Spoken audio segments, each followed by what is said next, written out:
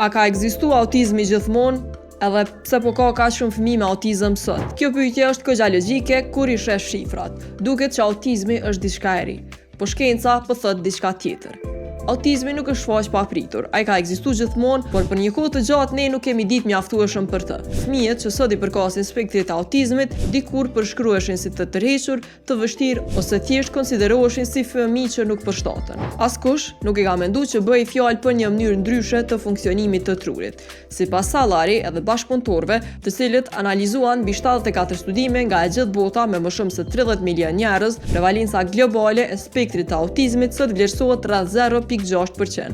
Por ajo që është më e rëndësishmja, autorët theksojnë se rritja e rasteve nuk do të thotë se po lindin më shumë fëmijë në spektrin e autizmit se më herët. Ajo lidhet kryesisht me zërimin e përkufizimit të diagnozës, përmirësimin e kritereve diagnostike dhe njohurisë tonë më të mirë për të. Një studim tjetër nga Chiarotti dhe Vernosi shpjegon se pothuajse çdo vend raporton rritje të prevalencës, por këto shifra ndryshojnë shumë nga një shtet në tjetrin. Vendet që kanë më shumë mjek të trajnuar, më shumë staf të shkollave të trajnuar dhe më pak stigmë shoqërore raportojnë më shumë raste.